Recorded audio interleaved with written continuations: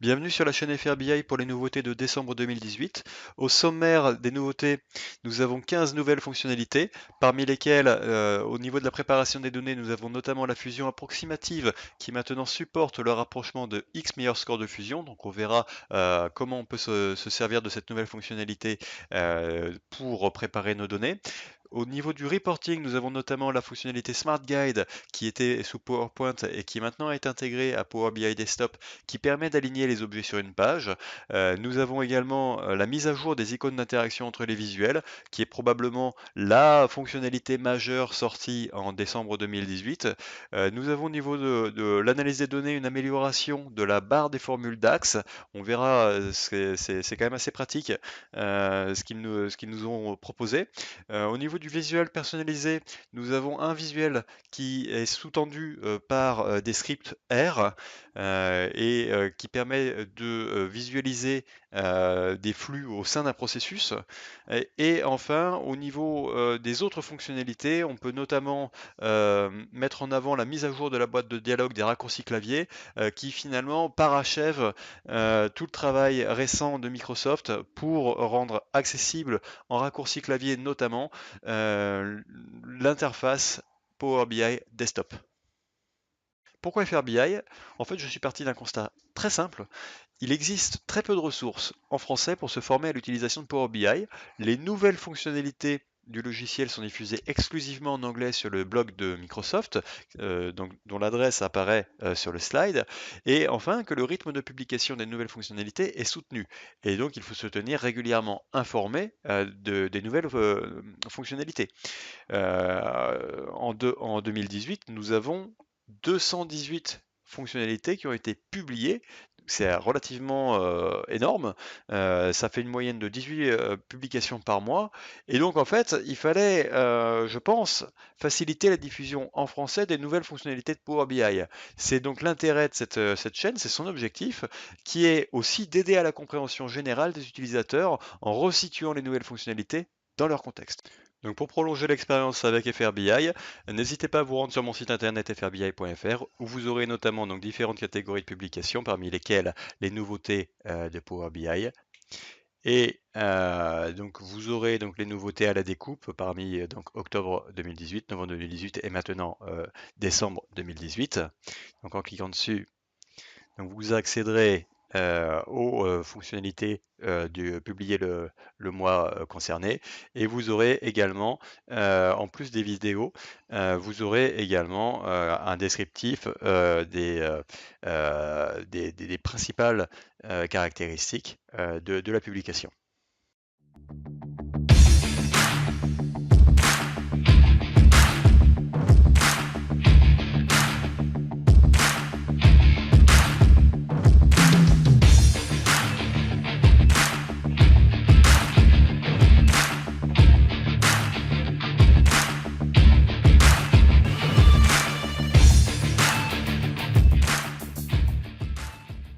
Alors, je vais vous présenter maintenant la fonctionnalité sur la fusion approximative. Donc, c'est une amélioration qu'a apporté Microsoft afin de définir le nombre maximum de correspondances à retourner. Donc là, je vais vous prendre un cas assez simple.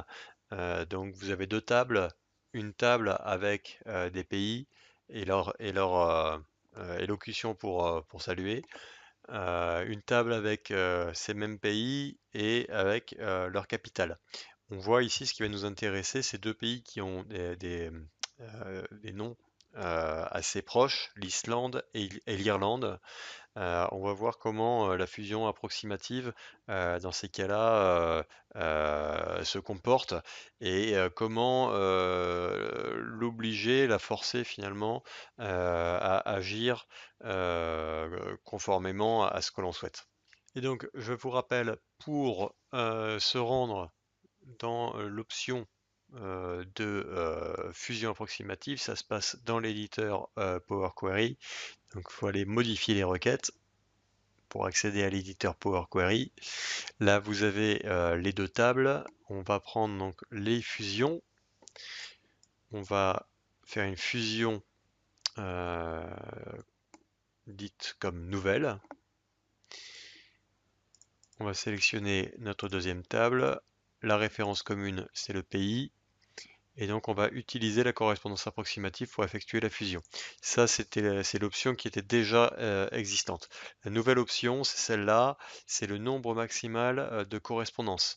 Et donc, Microsoft vous indique que cette option contrôle le nombre maximum de lignes correspondantes qui sont retournées pour chaque ligne d'entrée.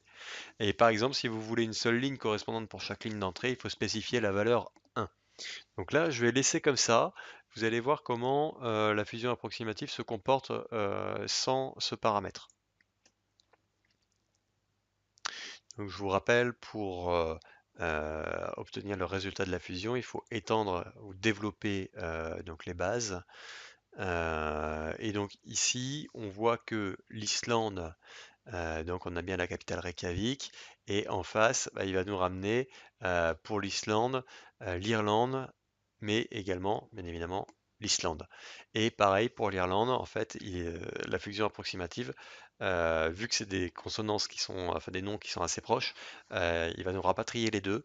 Il n'aura pas fait le distinguo, puisqu'on n'a pas forcé son comportement. Et donc c'est ça en fait l'intérêt de la nouvelle option, c'est de forcer son comportement pour rapatrier un nombre défini maximum de lignes, et donc de rapatrier les meilleures correspondances.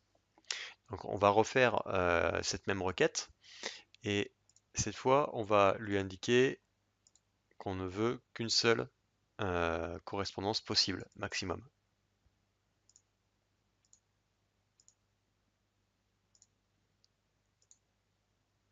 Donc nombre maximal de correspondances 1.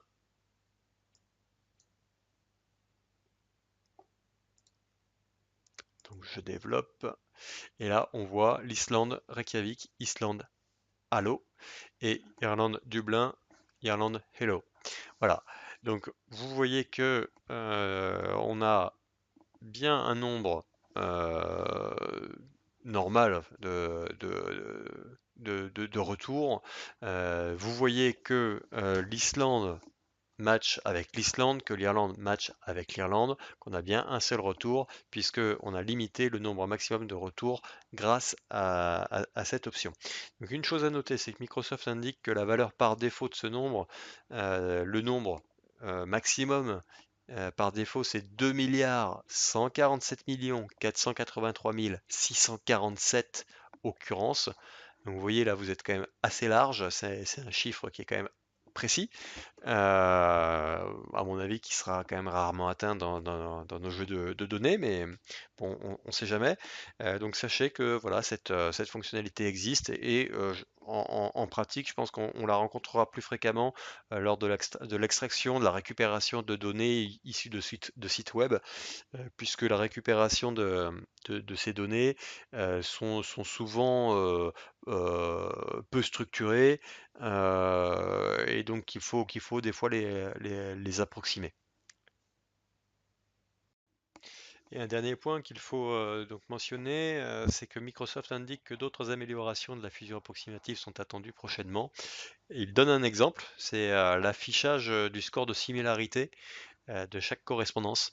Donc voilà, ce qu'il faut retenir, c'est que Microsoft travaille activement sur cette fonctionnalité qui a priori est une des plus demandées par la communauté.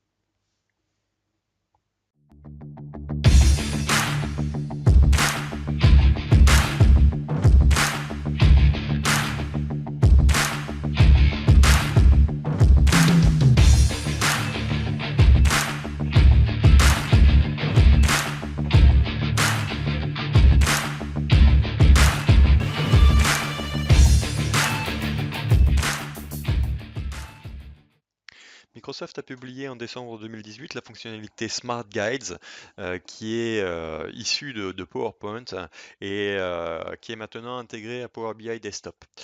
Donc il est possible de disposer de lignes d'alignement des visuels, tant horizontales que verticales. C'est une fonctionnalité, vous l'aurez compris, qui aide à la mise en page des rapports. Et donc concrètement, quand vous déplacez un visuel, maintenant, vous allez disposer de lignes qui vous permettent d'aligner les objets tant horizontalement que verticalement. Voilà. Donc précédemment, on disposait du quadrillage. Là maintenant, c'est vraiment une fonctionnalité un peu plus aboutie, donc comme je vous l'ai dit, issue de PowerPoint et qui va vous aider à mettre en place des rapports bien alignés, bien cadrés. Donc ces lignes s'afficheront dès que vous déplacez ou redimensionnez un objet sur une page. Quand vous déplacez un objet, il s'alignera automatiquement sur l'objet proche de lui.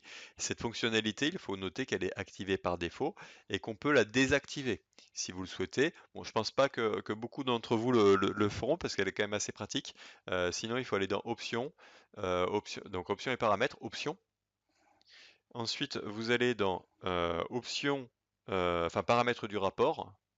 Alors, le temps que ça s'affiche. Donc, paramètres de rapport, et ensuite afficher des repères actifs quand les visuels sont alignés. Donc c'est cette fonctionnalité-là qui vous permet donc d'afficher ces fameuses lignes en pointillés rouges sur vos écrans. Donc si vous la désactivez, vous n'aurez plus accès à ces fameuses petites barres. Donc je vous ai dit, hein, si on redimensionne, c'est pareil. On a cette fonctionnalité aussi qui apparaît.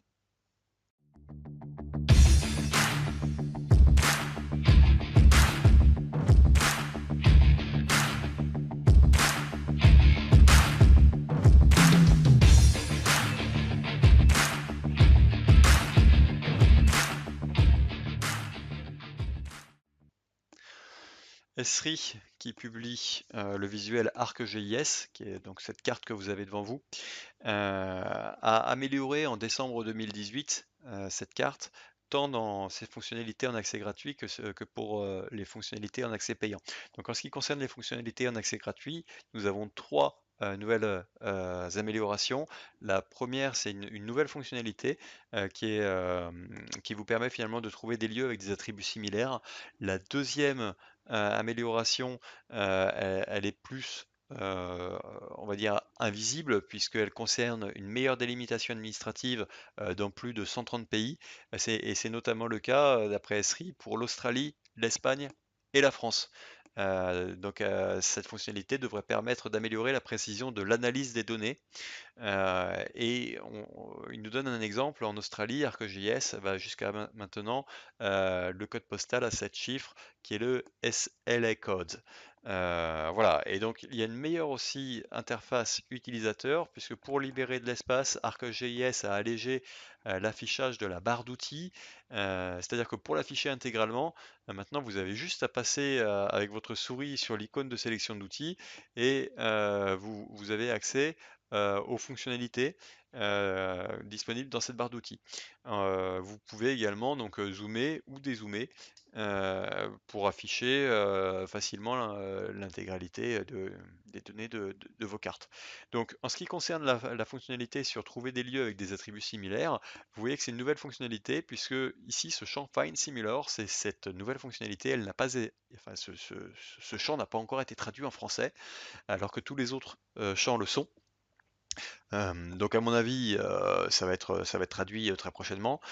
Donc cette fonctionnalité, elle va vous permettre d'afficher jusqu'à 10 lieux géographiques de votre modèle de données qui comportent des attributs similaires ou qui sont le plus similaires à ceux du ou des lieux sélectionnés. Les attributs sont définis dans ce champ Find Similar et la sélection des lieux géographiques peut filtrer les autres visuels du rapport. ArcGIS indique, et ça c'est important, que tous les calculs sont faits en local sur votre machine, ce qui garantit la confidentialité de vos données. Voilà, donc ça c'est quand même un point important vis-à-vis de la RGDP et vis-à-vis aussi du secret professionnel. Voilà, donc pour utiliser cette fonctionnalité, vous allez dans la barre d'outils et vous cliquez sur cette petite icône qui s'appelle rechercher des sites similaires. Et donc là, on voit que j'ai un message d'erreur, enfin en tout cas d'avertissement, qui s'affiche, nombre maximal de lignes dépassé. Tout simplement, je vous renvoie à ma vidéo d'octobre 2018 où je vous indiquais que les limitations actuelles de cette carte, c'est 30 000 coordonnées GPS. Là, personnellement, dans mon modèle, j'ai téléchargé les coordonnées GPS des communes françaises à partir du site de l'INSEE. Donc, j'ai plus de 30 000 coordonnées GPS et donc forcément, j'ai cette limitation. Donc, pour outrepasser cette limitation, j'ai segmenté mes données par code département. Donc si je filtre sur le département de l'Ain, j'aurai moins de 30 000 coordonnées GPS et donc je vais pouvoir utiliser cette fonctionnalité. Donc si je clique ici sur cette commune qui s'appelle Loyette, j'ai un nombre aléatoire que j'ai généré. Donc c'est une colonne que j'ai générée qui affiche un nombre entre 1 et 100. Donc sur 39 000 coordonnées GPS, logiquement, je devrais avoir un nombre, enfin un certain nombre qui sont similaires. Donc là, on va voir justement s'il me trouve des nombres similaires par rapport à ce nombre d'aléas de 55 pour cette commune. Donc je clique dessus et je mets exécuter. Et donc il m'affiche les 10 sites les plus similaires pour le nombre d'aléas. Donc le premier site, c'est cette commune. Alors voilà, c'est Saint-Martin-du-Frêne avec 55, nombre d'aléas 55, donc c'est le même que celui que j'avais dans ma commune précédente. Et donc le dixième, bah, lui on arrive à 57, c'est la commune Lénérol a priori. Donc on voit que c'est 10 sites que m'a ressorti le visuel ArcGIS. Bah, concrètement, effectivement, c'est les sites les plus similaires, mais c'est aussi des sites approchants. Donc c'est pas une correspondance exacte. Donc attention à l'utilisation qu'on va en faire. Donc je pense que cette fonctionnalité est très intéressante puisqu'elle va vous permettre finalement de comparer différents sites géographiques entre eux. Donc par exemple, si vous avez à comparer des sites industriels au sein d'une même société, ou bah, concrètement, vous pourrez éventuellement utiliser cette fonctionnalité pour comparer la productivité, l'excédent brut d'exploitation, etc. En sachant que vous n'êtes pas uniquement limité à une seule catégorie d'analyse.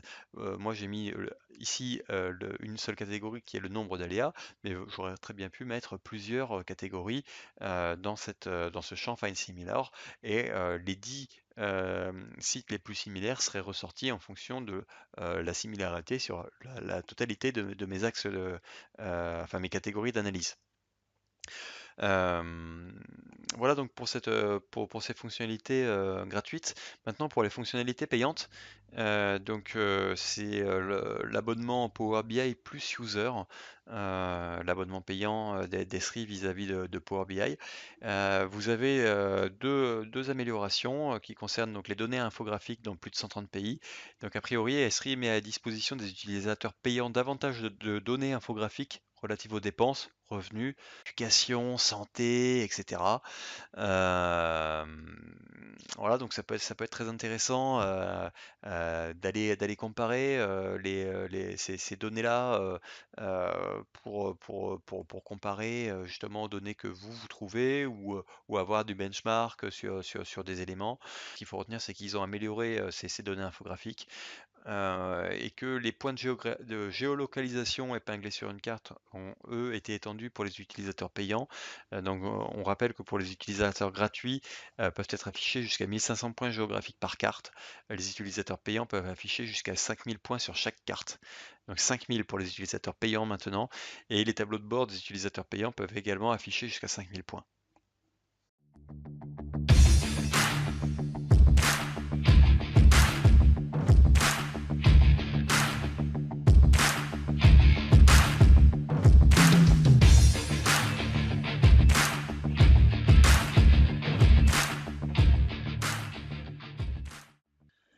Microsoft a publié une amélioration de l'accessibilité du panneau champ de Power BI Desktop.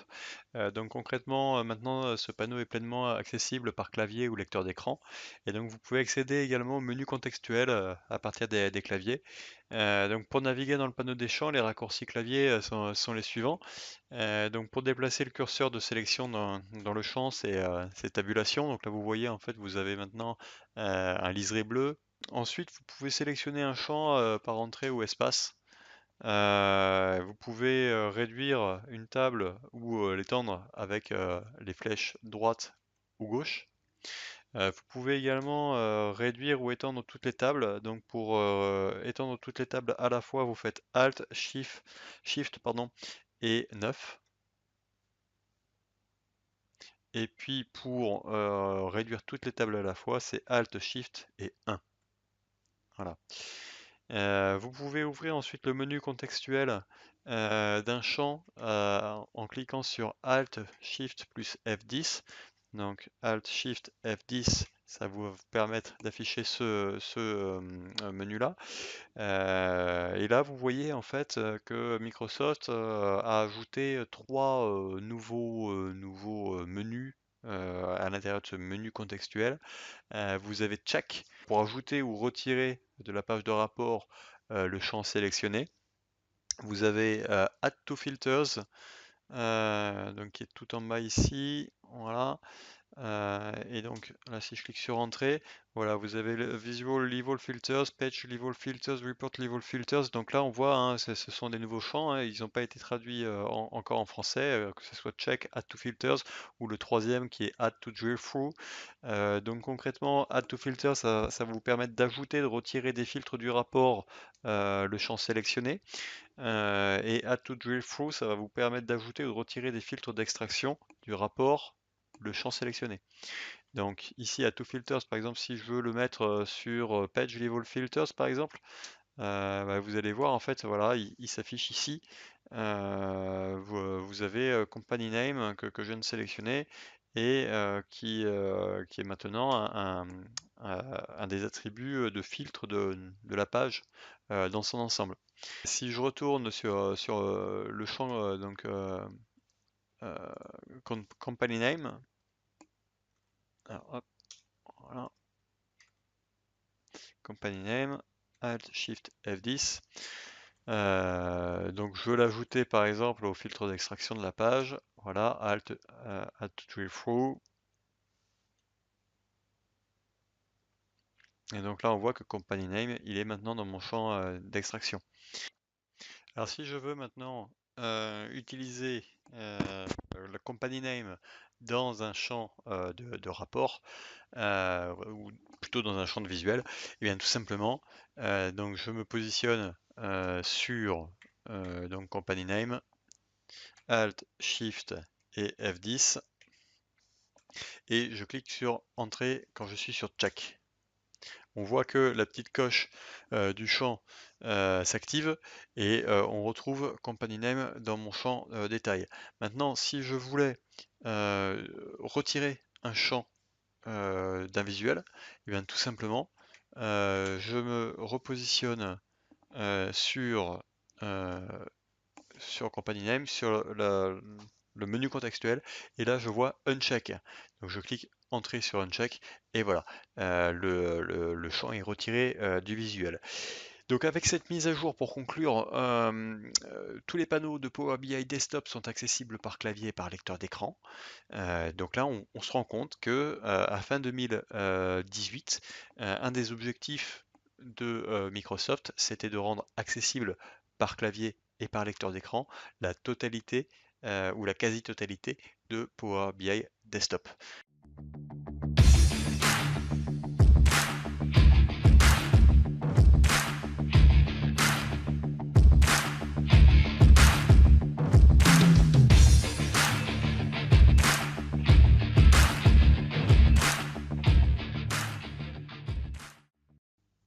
En décembre 2018, Microsoft a publié une nouvelle fonctionnalité qui va vous permettre de définir l'ordre de tabulation des objets sur une page.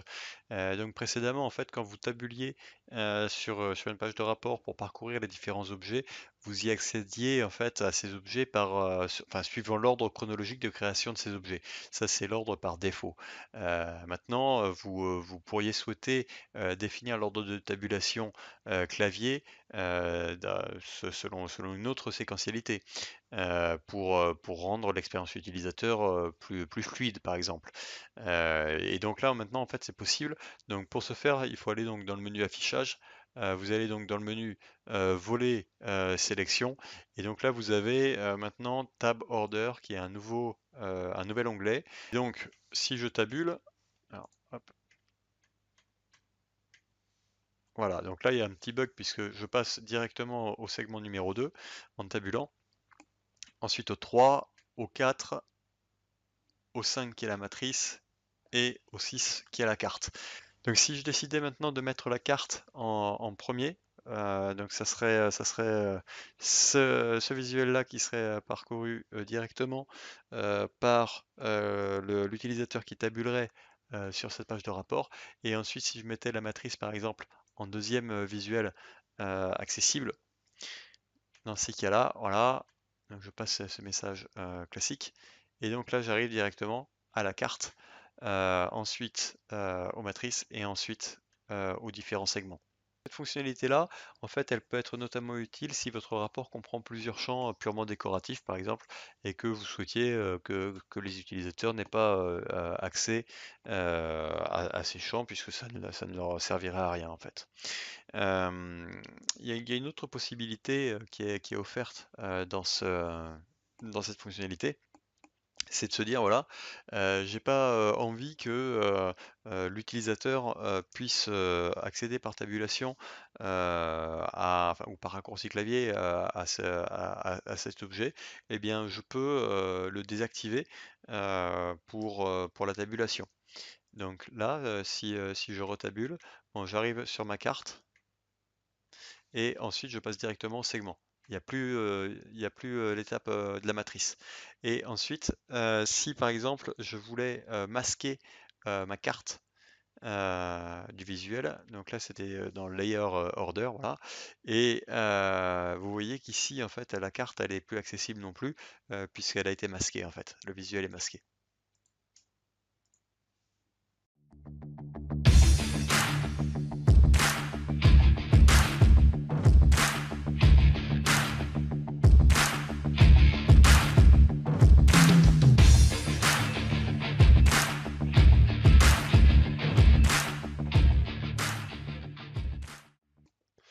Microsoft a publié en décembre 2018 une nouvelle fonctionnalité relative aux infobulles. Et donc là, ça va être une infobulle personnalisée pour les visuels de boutons. Je vous rappelle ce que c'est qu'un bouton. Un bouton, vous allez donc dans l'accueil de Power BI Desktop, vous allez sur Boutons, et là vous avez toutes les icônes de boutons possibles dans Power BI Desktop. Là, en l'occurrence, dans mon rapport, j'en ai un qui est un Q&A, donc une question et réponse, symbolisé donc par cette petite bulle. Donc c'est une icône en forme de bulle.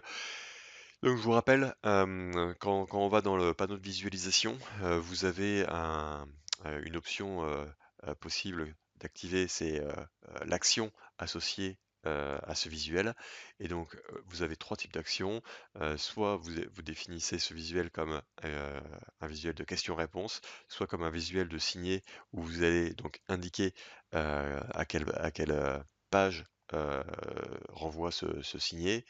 Et ou sinon, vous pouvez encore avoir une option précédent pour revenir à une page précédente. Donc là, maintenant, vous avez en plus de ces actions, la possibilité de définir une infobulle qui serait une infobulle personnalisée, puisque c'était pas évident auparavant. Vous deviez faire un contrôle plus clic pour afficher euh, enfin pour actionner finalement ce visuel. Donc c'était pas forcément très intuitif. Donc là maintenant, en fait, ce qu'il est possible de faire, c'est assez simple, c'est d'écrire à destination des utilisateurs ce que vous souhaitez leur communiquer. Et je pense que généralement, ça sera leur indiquer qu'il faut faire un contrôle plus clic pour accéder aux questions-réponses. Et donc là, on va le voir apparaître en fait. Vous avez donc CTRL plus clic pour accéder aux questions-réponses.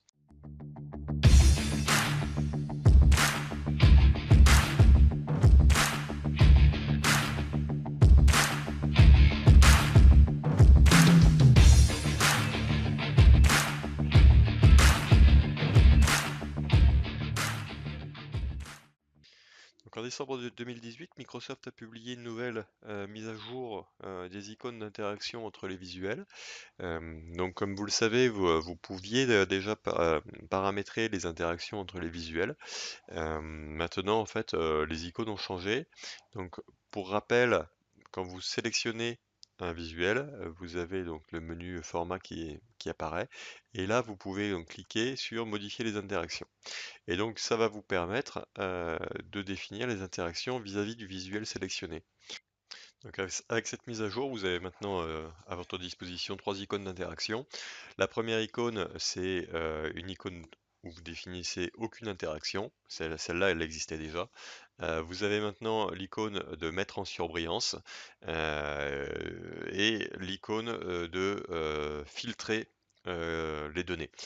Donc par défaut, en fait, Microsoft a défini mettre en surbrillance. Moi, personnellement, je trouve pas que ce soit la meilleure des options entre les deux. J'aurais préféré qu'ils mettent par défaut le filtrage ici, puisque vous allez voir, en fait, c'est pas très intuitif pour les utilisateurs la mise en surbrillance, en fait. Donc, par exemple, je sélectionne mes camcorders ici. Et là, vous voyez qu'en fait, dans ma catégorie de luxe, j'ai un petit peu de camcorders, puisque c'est un peu plus foncé, si vous voulez, c'est mis en surbrillance. Tandis que si je filtre les données, là, bah, vous avez uniquement les données de camcorders. Et donc là, on voit que c'est quand même un peu plus intuitif, puisque on a directement les données qui nous intéressent. Alors, la mise en surbrillance, ça peut avoir son intérêt pour avoir l'image globale et la proportion de la sélection dans l'image globale, mais c'est pas forcément ce que recherchent à première vue les utilisateurs. On peut comprendre que Microsoft l'ait mis par défaut, puisqu'on a quand même une vision un peu plus exhaustive avec la mise en surbrillance qu'avec le filtrage direct des données. Mais je pense que les développeurs de rapports utiliseront fréquemment le paramétrage pour modifier l'interaction de leur visuel.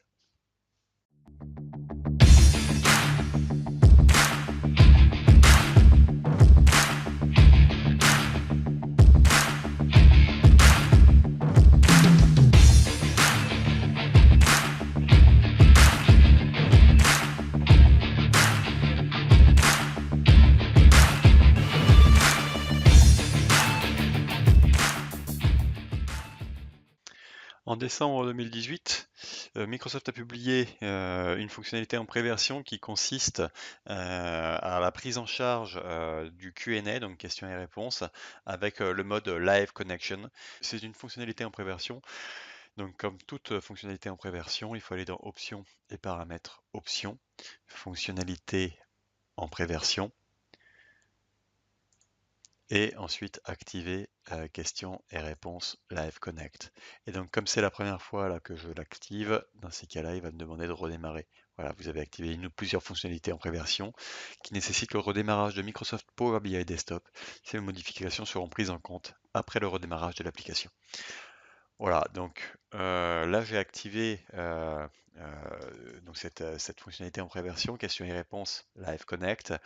Donc pour rappel, le mode Live Connection est un mode particulier de la connexion Direct Query, réservé aux connexions avec SQL Server Analysis Services, donc SSAS, et le service Power BI. Alors cette fonctionnalité, en fait, ça constitue une avancée puisque précédemment, on ne pouvait pas avoir de Q&A avec une connexion Live Connect. Mais il reste certaines limitations puisque le Q&A reste désactivé pour une connexion avec le service Power BI. avec un SSAS multidimensionnel hébergé localement et avec un SSAS dont la version est antérieure à SQL 2016 RTM. Donc c'est la version 13.0.1601.5 ou un modèle avec un niveau de compatibilité inférieur à 1103. Voilà, donc ça c'est une fonctionnalité qui permet d'étoffer la pertinence du mode de connexion Live Connect, mais il faut quand même reconnaître qu'il demeure certaines limitations.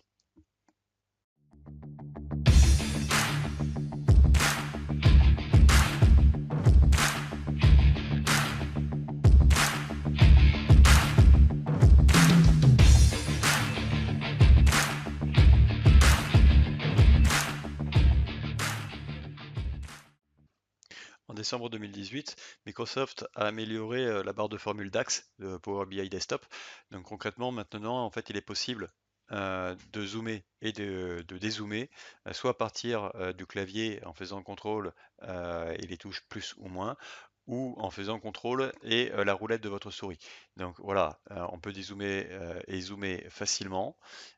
Et vous voyez que la barre de formule, elle a été considérablement élargie, puisqu'auparavant, seules 11 lignes pouvaient être affichées simultanément, alors que maintenant, la taille de la barre de formule fait pratiquement la taille de votre écran.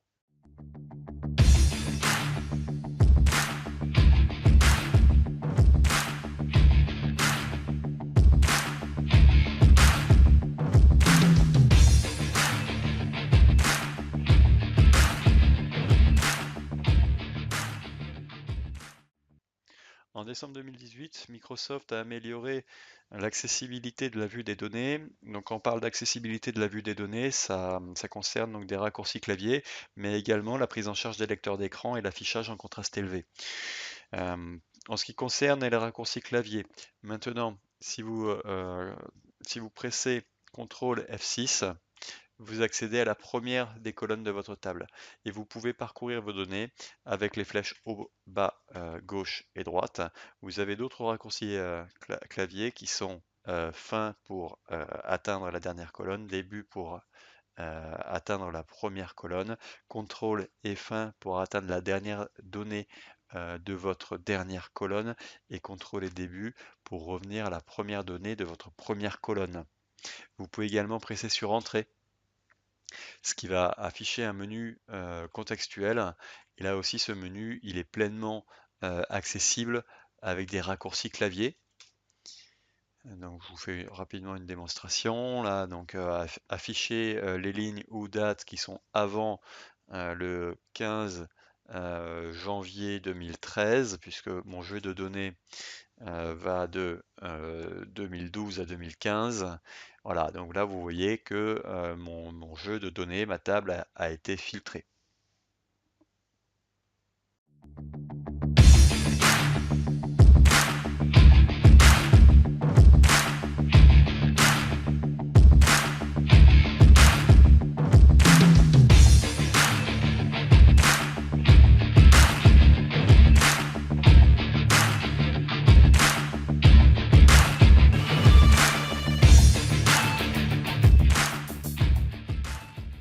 En décembre 2018, nous avons un nouveau visuel personnalisé qui utilise des scripts R.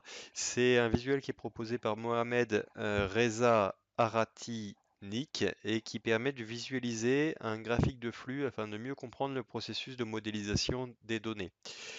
Donc, je vais d'abord faire un rapide rappel de ce qu'il est nécessaire de faire pour vous permettre de visualiser des visuels qui utilisent des scripts R. Tout d'abord, il faut avoir installé localement le programme R et les librairies R nécessaires à la visualisation du visuel personnalisé. Il faut aussi avoir indiqué dans Power BI Desktop l'emplacement du programme R sur votre machine locale. Donc ça se passe dans les options. Donc vous allez dans Fichier, Options et paramètres, Options, et vous avez le script R et là vous indiquez donc l'emplacement de votre répertoire de base R, donc là où vous avez enregistré le logiciel et l'environnement de développement intégré, éventuellement si vous avez téléchargé par exemple RStudio. Ce que je vous recommande vivement, puisque après c'est plus facile pour télécharger les librairies. Donc je vous rappelle, pour télécharger le logiciel, vous allez sur le site internet qui apparaît sur l'écran. Donc c'est le site internet officiel de l'open source pour le projet R, donc pour le logiciel R. Et vous avez également le site internet pour télécharger RStudio qui va vous permettre de télécharger facilement les packages, donc les librairies nécessaires pour R.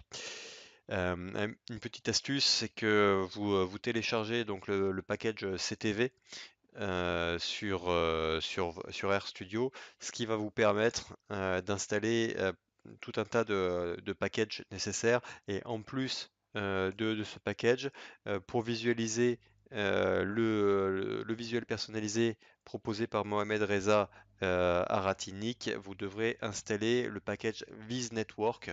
Voilà, c'est un package qui est utilisé dans les scripts R qui sous-tendent finalement ce visuel personnalisé.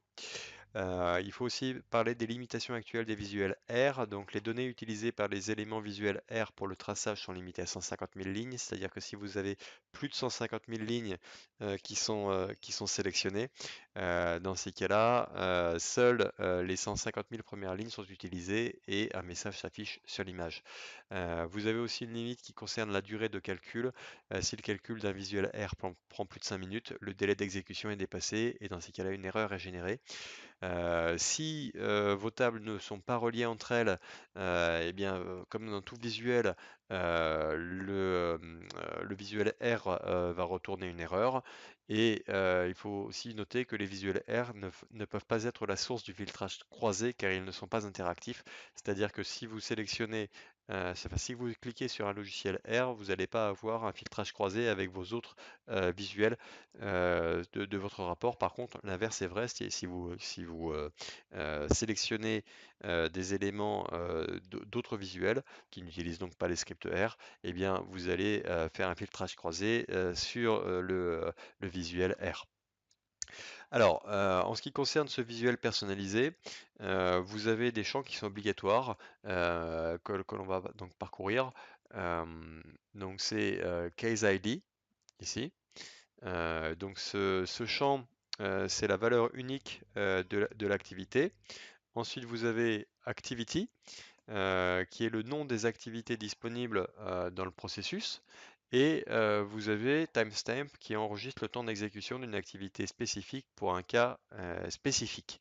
En sachant que le champ Case ID doit être un champ numérique, Activity n'a pas de format requis prédéfini, et Timestamp doit être un champ numérique ou un champ de temps, donc un champ date par exemple. Voilà, et il faut aussi prendre soin de s'assurer que les champs que l'on positionne sur ces valeurs obligatoires soient mentionnés comme des champs qui sont en ne pas résumer. Voilà. A priori, ça serait important pour avoir justement ce visuel qui fonctionnerait correctement. Alors, je vais vous montrer la table sous-jacente. Donc là, ici, vous avez donc des activités avec un numéro d'événement, le numéro du cas. Donc par exemple, hop, on va aller filtrer sur le cas numéro 1. Voilà. Donc là, en fait, c'est un schéma de processus, c'est un processus de réparation qui commence par un enregistrement, qui ensuite continue par une analyse de l'élément défectueux, qui ensuite, donc là, je me réfère ici au temps, qui ensuite s'oriente vers une réparation de type complexe qui ensuite donne lieu à un test de réparation et ensuite une information utilisateur et un archivage de la réparation. Voilà. Donc ça, c'est le cas numéro 1 parmi toute une liste de cas.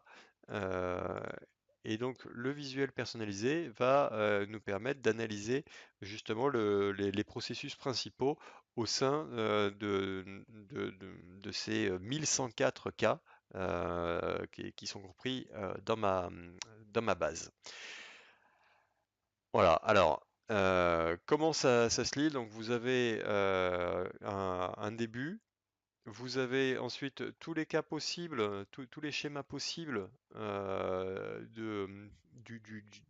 des flux qui constituent ce processus. Et donc quand vous surlignez ou quand vous cliquez sur un élément, vous avez les autres éléments qui ne sont pas reliés directement à lui qui se mettent en grisé et ce qui vous permet d'avoir une lecture directe des principaux flux qui sont reliés à cette étape du processus. Voilà, donc ça peut être assez pratique pour analyser les choses. Vous pouvez aussi réorganiser votre processus et vous pouvez ensuite mettre des arguments optionnels. Donc là, c'est des paramètres de scénario que vous pouvez aussi définir par vous-même hein, en cliquant sur nouveau paramètre. Là, en l'occurrence, ce visuel personnalisé s'appuie sur deux scénarios qui vont filtrer un pourcentage des activités ou un pourcentage des chemins. Et donc, ça va vous permettre peut-être d'analyser plus finement vos processus, puisque vous allez finalement filtrer un certain nombre de cas. Donc là, vous voyez déjà ce schéma est un peu plus compréhensible que l'autre. Vous avez moins de cas qui sont affichés. Alors, comme il s'agit d'un visuel personnalisé, forcément, donc vous avez accès à la politique de confidentialité des données vis-à-vis de cette société. Alors là, il y a quelques éléments à prendre en compte. Concrètement, ils collectent des données personnelles. Et ils indiquent que les données collectées sont principalement l'adresse email que vous leur communiquez en utilisant ce visuel. Mais il vous indique que ça pourrait inclure, mais n'est pas limité à. Voilà, donc on ne sait pas exactement ce qu'ils peuvent collecter à côté, mais en tout cas, il vous indique très précisément que l'adresse email sera collectée. Ils utilisent les données de la manière suivante, puisqu'ils collectent au travers de notre browser internet donc les informations, que quand on accède au service par un support mobile, donc on va tout de suite penser au smartphone, les données d'utilisation peuvent inclure des informations comme le type du téléphone portable, l'ID, l'identifiant de notre téléphone portable, l'adresse IP de notre téléphone portable, le système d'opération, donc est-ce que c'est un Android ou pas, le type de browser internet qu'on a sur le téléphone portable, etc., etc. Et donc, en fait, il vous indique qu'ils utilisent les données pour différentes choses. C'est notamment, en fait, hein, pas pour les revendre à côté, mais c'est principalement pour savoir quelle est l'utilisation qu'on fait de leur visuel. Donc, bon, c'est souhaitable pour eux d'avoir ce genre d'informations. Après, c'est à vous de voir si vous souhaitez leur communiquer ou pas. De toute manière, si vous utilisez le visuel personnalisé, vous vous engagez à communiquer ce genre d'informations. Il vous indique également qu'ils sont susceptibles de transférer vos données dans un état enfin, un pays qui ne serait pas nécessairement le vôtre. Là, en l'occurrence, ils sont a priori basés en Allemagne, puisque les données personnelles seront stockées en Allemagne et transférées là-bas pour y être exploitées. Euh, Voilà, je pense que c'est à peu près tout ce qu'on va relever de notable sur cette politique de confidentialité. Oui, une autre chose, c'est qu'au niveau de ce qu'on appelle les service providers, donc les sous-traitants finalement de cette société, ils peuvent passer par des sous-traitants pour exploiter vos données. C'est ce qu'ils vous disent dans cette politique de confidentialité. Bon, c'est pas exceptionnel hein, comme politique de confidentialité, mais voilà, sachez que vous vous engagez au travers de cette politique de confidentialité à communiquer des adresses, enfin, principalement vos adresses email. Et si vous utilisez ce type de visuel au travers d'un smartphone notamment, eh bien, vous transmettrez différentes informations sur l'utilisation et sur les caractéristiques de votre smartphone. Alors pour conclure sur ce visuel personnalisé, je pense qu'on peut sans problème l'utiliser pour représenter des processus métiers. Peu importe que ce soit dans des champs industriels, de la finance, de l'audit, etc. Euh, je pense que du moment qu'on a les bons éléments dans nos bases de données, donc à savoir un identifiant numérique, une catégorie d'activité et un marqueur temporel, on va pouvoir avec ce visuel représenter des processus et déterminer si, pourquoi pas, il y a des flux principaux et des flux, on va dire, en minorité ou exceptionnels qui seraient hors procédure, par exemple.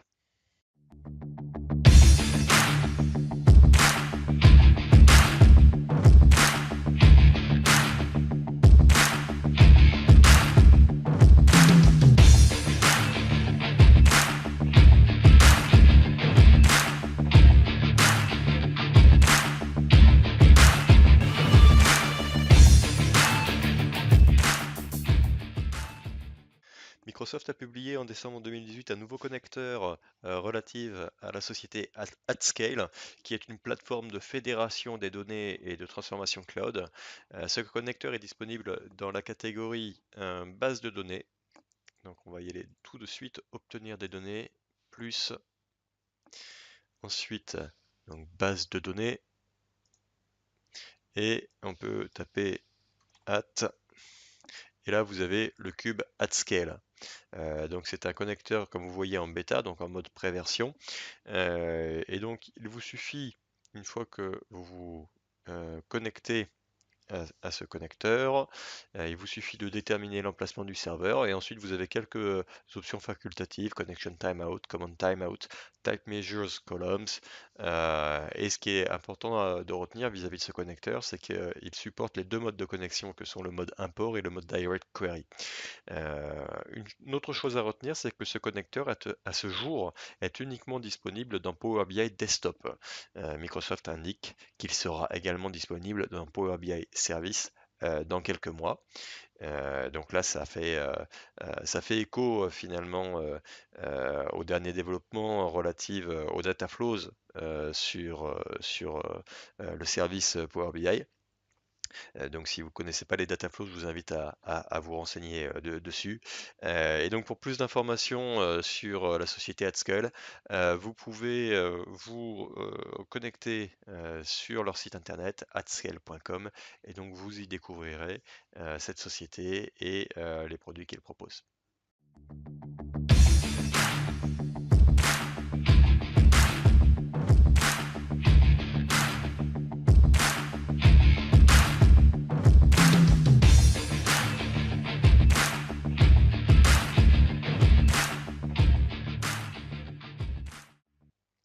En décembre 2018, Microsoft a publié un nouveau connecteur avec Oracle ESS Base. Donc Oracle ESS Base est un moteur de base de données multidimensionnel qui vous permet de déployer des applications prépackagées ou de développer des analyses personnalisées. Donc il se situe, comme tous les connecteurs, dans Obtenir les données, plus. S'agissant d'une base de données, il va se trouver donc dans Base de données. Si l'on tape ESS, on tombe donc sur ESS Base, donc bêta. C'est un connecteur qui est en pré-version. Se connecter. Et donc, comme dans tout connecteur en pré-version, on a un petit message d'information de Power BI. Et donc pour se connecter à ESS Base, il vous suffit d'indiquer un serveur et ensuite vous avez quelques options avancées, donc le délai de commande en minutes et une instruction MDX. Voilà, donc il faut retenir une chose, c'est que ce connecteur est uniquement disponible actuellement en mode import et seulement dans Power BI Desktop. Microsoft indique que le mode Direct Query devrait être prochainement ajouté et que le connecteur sera également disponible dans Power BI Service dans les prochains mois. Pour en savoir plus sur cette société, ou tout du moins sur le moteur ESS Base, vous pouvez vous rendre donc sur le site d'Oracle dans les rubriques donc solutions, business analytics, business intelligence, ESS Base, et donc vous y découvrirez ce qu'est en détail ce produit ESS Base.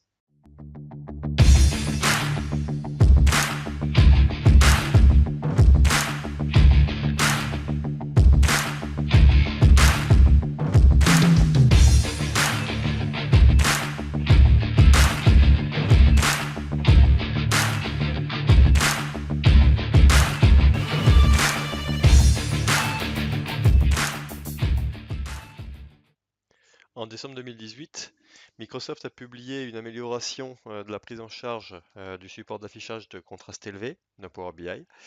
Donc pour rappel, en juin 2018, Microsoft avait introduit le support d'affichage de contraste élevé dans Power BI. Et donc pour bénéficier de cet affichage en contraste élevé, il faut l'activer dans vos paramètres Windows. Donc pour afficher dans les paramètres Windows, il faut que vous alliez dans Paramètres, contraste élevé, et ensuite voilà, vous utilisez le contraste élevé sur Activer. Là, forcément, ça change un paramètre Windows, donc ça vous demande de patienter. Et une fois la prise en charge du contraste élevé activée, votre écran donc affiche en un contraste élevé. Donc vous pouvez retourner dans Power BI Desktop et vous voyez que les panneaux maintenant prennent en charge le contraste élevé ainsi que le pied de page. Voilà. Donc si je voulais afficher d'autres volets, voilà, là vous avez donc tous les panneaux disponibles et vous voyez bien qu'ils prennent en charge le contraste élevé.